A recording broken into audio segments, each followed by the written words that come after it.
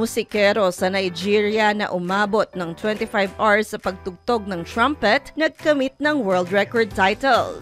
Nakatanggap ng Guinness World Record title ang isang musikero sa Nigeria matapos nitong magpatugtog ng trumpet sa loob ng 25 hours. Hawak ngayon ni Joshua Olunsanya ang world record title na longest marathon playing the trumpet. Naging kilala sa social media si Joshua bilang trumpet influencer kung saan layon niya na mabigyan ng pagkilala ang mga musikero at edukasyon tungkol sa musika.